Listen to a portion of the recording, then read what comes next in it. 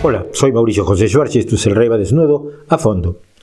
Era 1897 y la era del espiritismo estaba en auge gracias a que desde 1848, casi 50 años atrás, las hermanas Fox, cuya historia puede usted encontrar en este canal, afirmaban que podían comunicarse con los espíritus del más allá, del mundo de los muertos.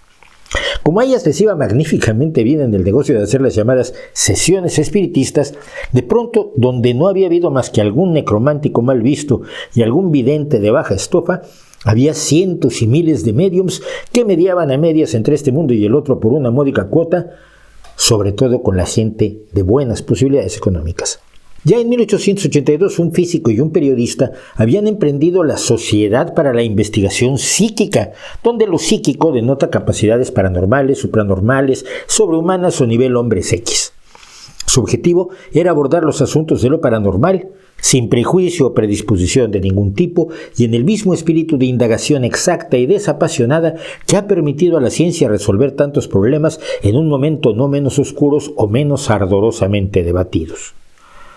No era mala idea, y algunos avances se llevaron a cabo, pero pronto fue evidente que la sociedad tenía un sesgo importante.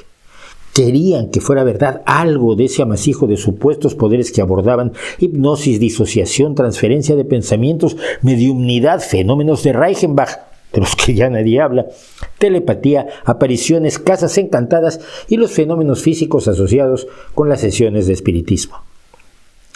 Y nada de esto en realidad podía investigarse mucho porque, como sabemos hoy, nada de ello existía. Investigar una fantasía tiene sus problemas. Alguien tuvo la capacidad de ver que incluso los mejor intencionados científicos de la SPR adolecían de un defecto gravísimo. No tenían ninguna expectativa de que sus sujetos los engañaran. Me explico. Cuando un astrónomo ve un cometa, no piensa que el cometa esté fingiendo algo. Cuando un biólogo contempla una bacteria en el microscopio, no se le ocurre pensar que la bacteria se comporta de tal o cual modo para engatusar al biólogo.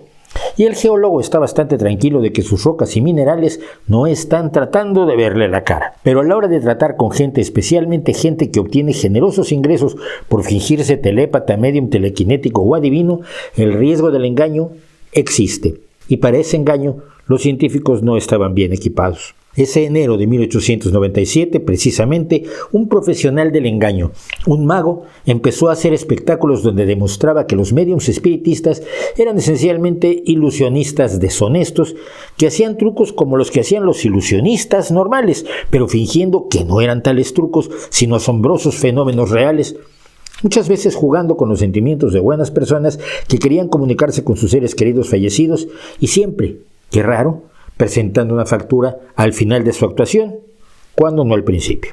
El mago, ya se lo habrá imaginado usted, era Harry Houdini, y fue entonces que comenzó, por ponerle una fecha, lo que hoy conocemos como el movimiento escéptico científico. Palabra esta bastante devaluada, pero que nos servirá de momento para caracterizar al racionalismo y el pensamiento crítico ante las afirmaciones de lo asombroso extranormal.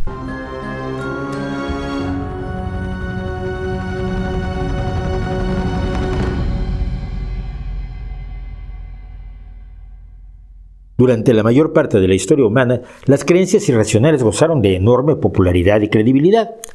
Y no me refiero solo a creer en dioses que lanzan rayos y se convierten en cisnes para seducir a humanas apetitosas, o a creer que las mujeres tienen menos dientes que los hombres porque se le ocurrió decirlo a un filósofo con buenas relaciones públicas como era Aristóteles. Las creencias recibían el tratamiento de verdades pese a sus consecuencias. Por ejemplo, la creencia de que el mercurio, por ser un elemento tan peculiar, el único metal líquido a temperatura ambiente, con un brillo tan atractivo, debía ser beneficioso, llevó a que se produjera cualquier cantidad de presuntos medicamentos con mercurio que dañaron, en algunos casos hasta la muerte, a millones de personas.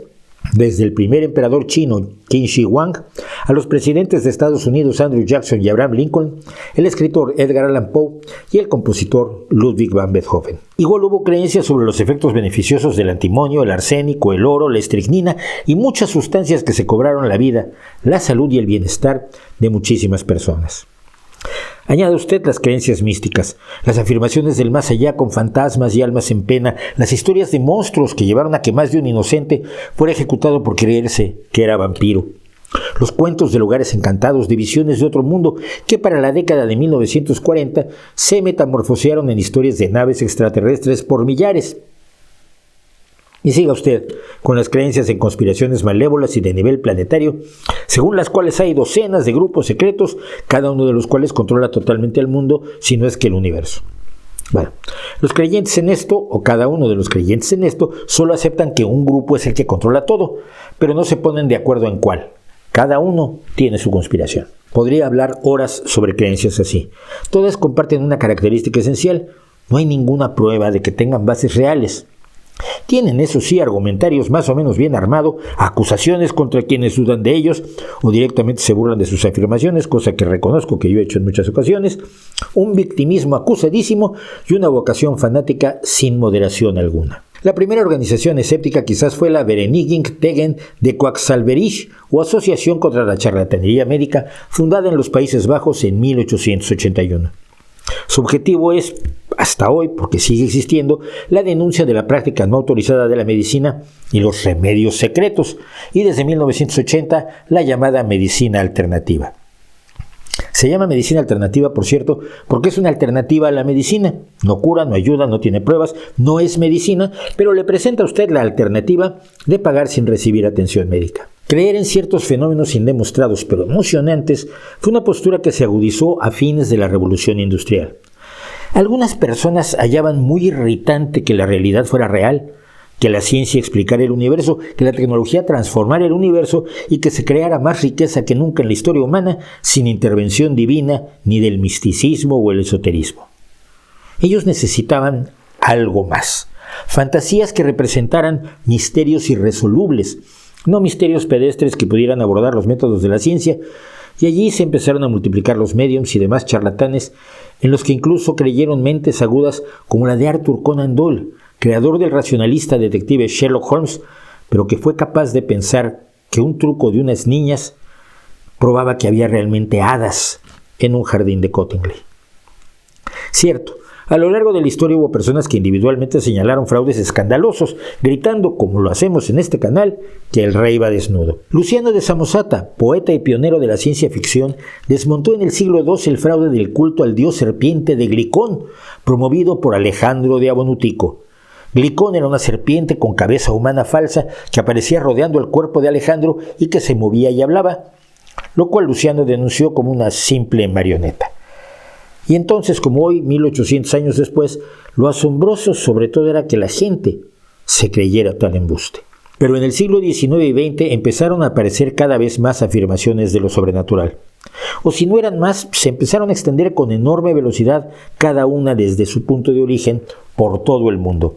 Gracias a la imprenta, los viajes en vapor que abrían mercados novedosos, a gente que igual te vendía la teosofía, como Elena Petrovna Blavatsky, que te permitiera Nueva York, como hizo el español Joaquín Argamasilla para embaucar yanquis, hasta que se topó con Houdini, que de nuevo demostró que los poderes de vista de rayos X, o como él le llamaba, metascopía de Argamasilla, eran meras ilusiones de escenario. Los diarios disfrutaban de historias apasionantes para vender ejemplares y publicidad. Espiritismo, casas encantadas, poderes impresionantes, monstruos, hechos asombrosos, lo extraño a su alcance. Y la ciencia, bueno, digámoslo así, los científicos hacen bien dedicándose a la ciencia.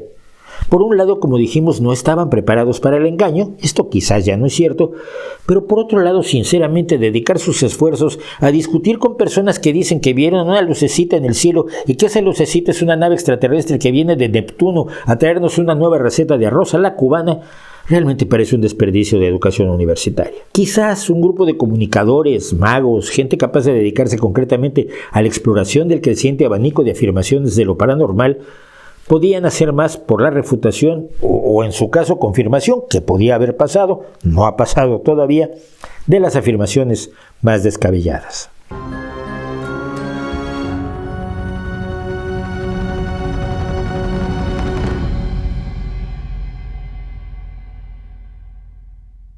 Al final de la Segunda Guerra Mundial, Europa entró en un duro proceso de cicatrización y reconstrucción. Como parte de él, surgió una verdadera plaga de supuestos psíquicos o videntes que depredaban a los familiares de quienes habían muerto o desaparecido durante la guerra, ofreciéndoles mensajes, esperanzas, mentiras. La indignación ante esto se tradujo en una preocupación por la protección a los consumidores, que no es poca cosa. ¿No cree usted que se debe proteger a los consumidores de adivinos, clarividentes, brujos, médiums, astrólogos, curanderos y demás personajes que les cobran sin haber demostrado que el producto que venden es genuino? Como respuesta a este problema, en 1949 un grupo de ciudadanos belgas fundó el llamado Comité Para, que no sé por qué tiene como logo un pulpo.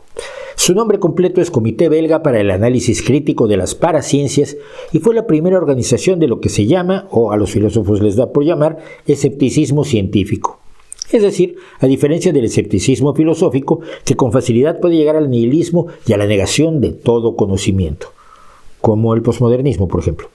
El escepticismo científico o racional, que me gusta más como nombre, cuestiona las afirmaciones sobre realidades asombrosas sin evidencia científica que las respalde, y especialmente cuando van a contrapelo del conocimiento ya obtenido, y muy especialmente cuando tienen por objeto desplumar a personas aprovechándose de su ignorancia, ingenuidad, buena disposición y credulidad. Y también, no podía ser de otra forma, las afirmaciones que pese a ya haber sido debidamente refutadas, resurgen una y otra vez sin ninguna consideración a lo que ya se sabe. Esto resultó enormemente molesto, ya se imaginará usted, para quienes viven de estos cuentos, pero también para quienes, pese a tener una postura racional ante la mayoría de los hechos del universo, albergaban y siguen albergando el sueño de encontrar verdaderos telépatas, verdaderos videntes, telequinéticos, monstruos diversos, fantasmas, curas mágicas, médiums, máquinas de movimiento perpetuo y literalmente cientos de posibilidades de descubrir que todo el edificio de la ciencia es un embuste, sin tener en cuenta el hecho de que la ciencia, pese a todos los argumentos en contra de paranormalistas y filósofos, funciona. Y esto se demuestra con el hecho de que usted me está viendo gracias a las herramientas tecnológicas derivadas de la tan denostada ciencia. En 1975, el humanista secular Paul Kurtz, de hecho fundador del humanismo secular, redactó Objeciones a la astrología, un breve manifiesto que demostraba preocupación por el crecimiento de la astrología en los Estados Unidos, destacaba que esta práctica no tenía ninguna base científica y explicaba por qué, y denunciaba cómo las cartas y predicciones astrológicas eran sin embargo difundidas por diarios, revistas y libros, contribuyendo al crecimiento de la irracionalidad y el oscurantismo. El manifiesto fue firmado por 186 científicos, entre ellos 18 premios Nobel. La buena aceptación que tuvo esta toma de posición llevó a Kurtz a proponer al año siguiente, 1976, la creación en Estados Unidos de una organización similar al Comité Para, que se llamaría Comité para la Investigación Científica de las Afirmaciones sobre lo Paranormal, y en el que participaban entre otros el filósofo Mario Truzzi, que finalmente se acercaría a lo paranormal abandonando la organización, el matemático Martin Gardner, el psicólogo experimental Ray Hyman y el mago de escenario y seguidor de Houdini, James Randi. Esta organización resultó muchísimo más molesta que el Comité Para. La relevancia que adquirió con la participación de comunicadores como Carl Sagan disparó la creación de organizaciones similares por todo el mundo, donde se hacían algunas investigaciones de casos, pero sobre todo se difundían las investigaciones y refutaciones que se hacían por todo el mundo, en momentos donde incluso la Guerra Fría se veía tocada por la creencia en poderes paranormales y percepciones extrasensoriales, que con el tiempo demostraron no existir siquiera, pero en las que se gastaron mucho dinero estadounidenses y soviéticos. En México, yo fui incluso cofundador en 1989 de la Sociedad Mexicana para la Investigación Escéptica, donde se revelaron fraudes como el del supuesto OVNI de Puebla de 1992, un objeto caído del cielo que se llegó a afirmar que era una nave extraterrestre y que con el tiempo se demostró que era simplemente parte del cohete que puso en órbita a un satélite soviético de la serie Cosmos. En España existió primero Alternativa Racional a las Pseudociencias, Sociedad para el Avance de Pensamiento Crítico, ARPSAPC, que aún funciona, y después vino Círculo Escéptico, además de organizaciones regionales o de otras cercanas al racionalismo como APTP, la Asociación para Proteger al Enfermo de Terapias Pseudocientíficas.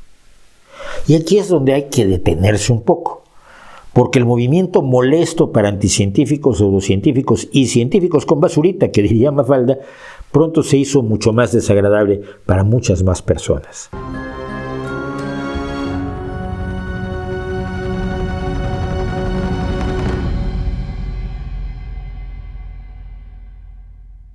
Cuando yo comencé a trabajar en el mundo del escepticismo, nuestras principales preocupaciones se encontraban, entre otras cosas, en el mundo de los ovnis, objetos voladores no identificados que algunos decían que ya habían identificado y al final resultó que siempre no. Fantasmas, apariciones, ruidos raros, crujidos en la noche y visiones inquietantes. Presuntos poderes paranormales desde la telepatía y la telequinesis hasta la falsísima cirugía psíquica. Conspiranoias más o menos inocuas como la del cada semana más complejo complot para asesinar a Kennedy o la de la no llegada a la luna, ninguna de las 6 veces que se llegó, cosa que algunos olvidan. Adivinaciones, profecías, tarot, astrología y cosas similares también participaban, así como sectas de todos colores y sabores, desde las muchísimas provenientes de la India hasta las hechas en Estados Unidos como la cienciología. No eran asuntos totalmente triviales ni inofensivos. Como puede ver en los vídeos que le hemos dedicado a estos temas en este canal, cuyas miniaturas ha visto y cuyos enlaces están precisamente en la descripción de este, solía haber víctimas, desde gente a la que se le sacaban cantidades de efectivo directamente proporcionales a sus ganas de creer y a sus posibilidades, hasta víctimas de ataques bioterroristas como el de la secta de Osho en Oregón en 1984 y con creciente frecuencia, por desgracia, víctimas mortales. Pero todos estos asuntos, si bien eran de interés general y la gente los consumía como cuentos emocionantes, seguían siendo marginales en términos de la sociedad. Sí, había pseudomédicos que ofrecían todo género de pócimas mágicas para curarlo todo, pero ni salían en televisión, ni se les daba demasiado crédito, ni estaban en los gobiernos. Sí había antivacunas, pero su política no era oficial. Quizás, por poner una frontera más o menos difusa, las cosas cambiaron a principios de la década del 2000 con la pandemia del VIH-Sida. Entre otras cosas, debido a la oposición de la Iglesia Católica al reparto de condones en África para controlar la pandemia, un esfuerzo que encabezaron el Papa Juan Pablo II y la monja Teresa de Calcuta, el VIH y el SIDA se extendieron por el continente africano, provocando una tragedia que persiste hoy en día en todo el continente. Fue por entonces que llegó al poder en Sudáfrica Thabo Mbeki, quien no creía en la existencia ni del virus de la inmunodeficiencia humana ni en el SIDA, y quien, para apoyarse, convocó un grupo de expertos, entre los cuales había muchos negacionistas de esta enfermedad, y durante los años siguientes, 8 años que estuvo al frente de Sudáfrica, mantuvo una postura que negaba los antirretrovirales a los enfermos sudafricanos. Su ministra de Salud, Mantot Shabalala Msimang, era otra negacionista que se hizo asesorar por el peligroso charlatán alemán Matthias Rath, quien aseguraba que una mezcla mágica de sus vitaminas podía curar el SIDA y otras muchas afecciones, incluido, por supuesto, el cáncer. Porque los depredadores de la salud siempre van a lo incurable y a lo que causa más tensión emocional en los pacientes y en sus familias. Rath le vendió al gobierno sudafricano grandes cantidades de sus vitaminas con su cara en la etiqueta de la botellita, mientras las infecciones y las muertes por VIH-Sida se multiplicaban hasta el escándalo. Era la primera vez en quizás 100 años que los vendedores de humo homicidas obtenían la atención de espacios de gobierno relevantes que mantenían sus supersticiones incluso ante la denuncia que hicieron la ONU y la Organización Mundial de la Salud de lo inservibles que eran las vitaminas con la cara de Matthias Rath. La Universidad de Harvard calculó que solo hasta 2008 el saldo mortal de la postura anticiencia de Mbeki alcanzaba las 300.000 muertes. La cifra siguió creciendo y Rath sigue por ahí, impune, engatusando ingenuos y cobrando bien. A partir de entonces las cosas del escepticismo se pusieron bastante más serias. Las más delirantes teorías de la conspiración, esas según las cuales hay un grupo que controla todo el mundo, un grupo distinto para cada vendedor de libros conspiranoicos, ya decíamos, empezaron a ser adoptadas por universidades, por gobiernos, por partidos políticos que coqueteaban con lo místico, esotérico y fascinante. La antimedicina, la anticiencia, como años atrás en China o en la Unión Soviética, donde el rechazo a la biología y la genética costó decenas y decenas de millones de vidas, se acomodó en los sillones del poder político.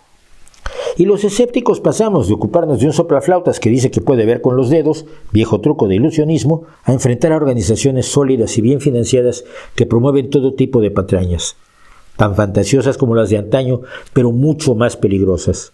Antivacunas, promotores de teorías ridículas sobre afecciones como la depresión o el autismo, negacionistas del cambio climático con todo lo que ello implica en la lucha contra los combustibles fósiles y en favor de las energías renovables, especialistas en la reescritura de la historia, igual del cristianismo que de la conquista de América o la Segunda Guerra Mundial, conspiranoicos y enemigos de la ciencia, de los científicos, de la revolución científica y del pensamiento ilustrado.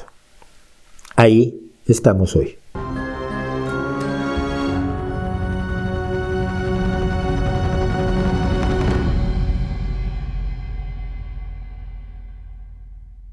El movimiento escéptico o racionalista vive un momento sin duda peligroso, no para su supervivencia como movimiento, que sería lo de menos, sino para la razón humana como herramienta clave en la determinación de qué es real y qué es imaginación, fantasía o mentira, qué conviene y qué no conviene. Desde Houdini, la lucha ha sido la misma, aún con distintas vertientes. Enfrentar el engaño y la falsedad con hechos, esperando que ello baste, o que sea al menos la semilla de esfuerzos de comunicación que hagan llegar a más gente el conocimiento del embuste y sus peligros, y sobre todo de la posibilidad de conocer con razonable certeza los hechos de la realidad. Porque los métodos que utilizan los demagogos, los populistas, los enemigos de la democracia, los enemigos de todo lo que es progreso y avance, son exactamente los mismos, a nivel psicológico, que utilizan los que venden espiritismo de cuarto nivel. La última vez que yo vi a Paul Kurtz en Ámsterdam, en 1992, estuvimos de acuerdo en que el esfuerzo por promover la razón, el pensamiento crítico, el escepticismo y el cuestionamiento de todo delirio fantasioso era finalmente una lucha política. Pero entonces, me decía Kurtz, era mejor que la gente no se diera mucha cuenta. Hoy, sin embargo, es esencial que todos nos demos cuenta. La lucha por la razón no es simplemente reírse de las caras de Belmes o los fantasmas del preventorio o el chupacabras y de los que venden estos cuentos. Porque resulta que los que venden estos cuentos también se han pasado al terreno de la política y en las posiciones más lesivas y dañinas para la verdad y para las mayorías. Estamos literalmente rodeados de desinformación. Desinformación de todo tipo, política, económica, social, militar, muchas veces difundida precisamente por quienes aprendieron a embaucar gente con fantasmas y autopsias extraterrestres de plástico.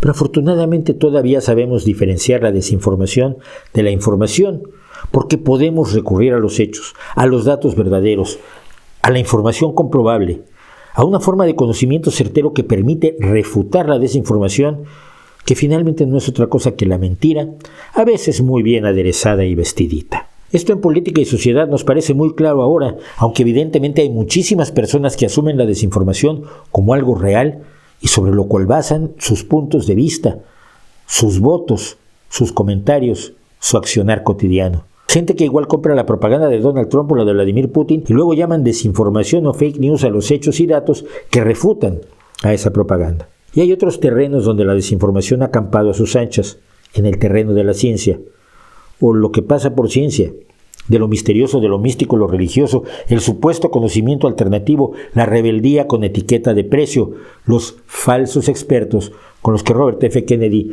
llena sus grupos de asesores. La lucha de lo que hoy es el movimiento escéptico es una lucha por los hechos, por la verdad y contra el entramado de mentira con el que políticos, medios y poderosos pretenden sustituir lo que sabemos para sumirnos en un mundo imaginario, fantasioso, de temores imprecisos, de miedos verbales y de confianza en absoluta en quien hable más fuerte, aunque no pueda demostrar nada. En ese sentido, por la supervivencia de todo cuanto ha modificado para bien el destino humano, que le ha dado certeza, dignidad, una vida mejor y más larga, el conocimiento, el movimiento escéptico y racionalista de cara a sus muchos enemigos no debería ser solo el espacio de unos pocos científicos, periodistas, divulgadores y activistas por un mundo mejor. Hoy resulta urgente que el movimiento escéptico y racional nos incluya a todos, a usted y a mí, a la gente que usted conoce, a su familia, amigos y conocidos, para combatir la propaganda y los hechos alternativos que algunos nos venden y por lo cual este debate